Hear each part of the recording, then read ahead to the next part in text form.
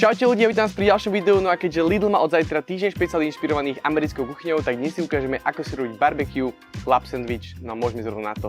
Začneme tým, že si pripravíme zeleninu. Ja tu mám dve paradajky, ktoré si nakrájam na plátky. Všetky suroviny si budem ukladať niekam na bok, no a môžeme ďalej pokračovať so šalátom. Ja tu mám takýto ľadový a nakrájame si na také menšie prúžky.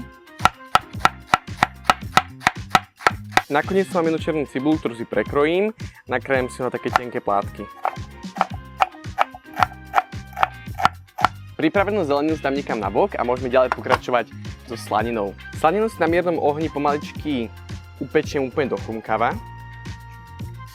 Upečenú slaninu môžeme vybrať z pambice. Slaninu som si taktiež odložil, na nakoniec si pripravíme kuracie prsia, ja tu mám 500 gramov. Mäso nakrájam na plátky.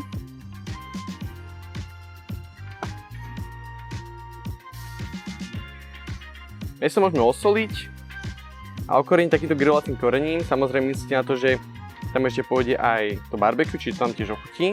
Kuracie prsia si dáme na rozpálenú pánvicu s tukom zo slaniny. No vidíte, vyzerá to nádherne. Môžeme otáčať. No a keď máme prsia skoro hotové, tak si dám na každý kúsok trošku barbecue mačky a celé to môžeme spolu premiešať aj s tou barbecue mačkou.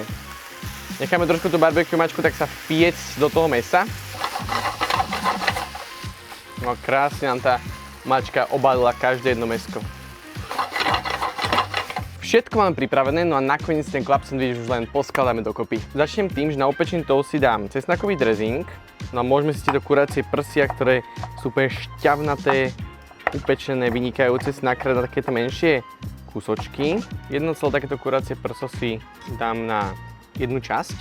Ďalej si pridám 2 plátky slaniny a vrstvíme šalát, trošku cibule a plátky paradajky. Môžeme položiť druhú vrstvu, ktorá sa bude vlastne opakovať.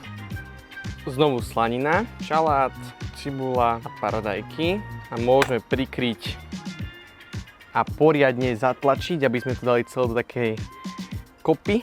Vyzerá to vynikajúco, no a nakoniec to už len prerežem na polovičku.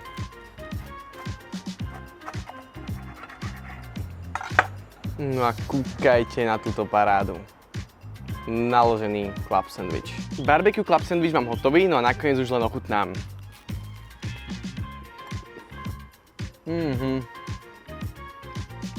Vynikajúci. Tento recept určite vyskúšajte, môžete samozrejme mäso robiť aj na grille, čiže je to úplne ideálny recept teraz na sezónu. A ak sa mi to páčilo, tak nezabudnite dať like, odber, uvidíme sa na budúce a čaute.